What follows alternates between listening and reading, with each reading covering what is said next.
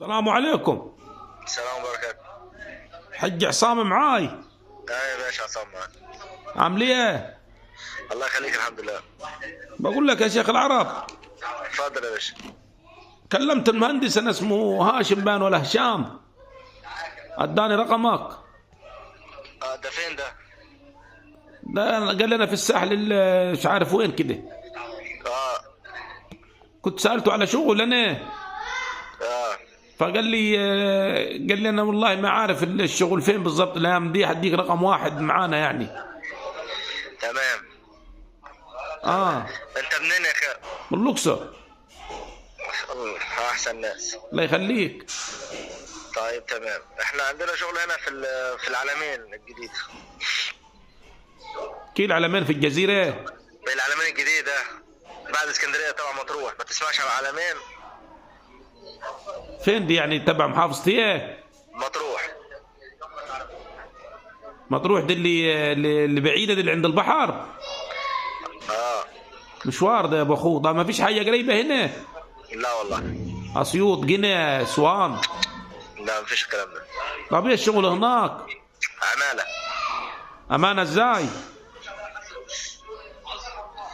عمالة، شغل عمالة. عماله، عمال يعني. طب كام الراتب؟ اليومية 130 غير الإضافي. السهر تسهر تاخد. نسهر وين؟ غفر هياك؟ لا تسهر في الشغل. طب ايه هنشتغل احنا؟ قول له عمال. ايوه عمال يعني. انا كنت عامل، انا كنت مره اشيل اسمنت، بشيل طفش. ما هو كده. طب دي اليوميه ثابته؟ سبت. يعني دولك لما اكنس قدام العماره زي ما اشيل اسمنت؟ كل واحد. مرار علينا. طب والسكن؟ السكن على الشركة. قدام الشركه يعني ولا ايه؟ لا في العلمين. يعني تركب مواصلة وتروح الشغل. ده مشوار. طب ما المرتب راح كده في العربيات والسكن لا بالمرتب برا العربية وبرا السكن على الشركة. هيدوني سكن يعني؟ كويس، اجيب العيال معاه. طب وين يعني؟ سكن نظيف وكده ولا ايه؟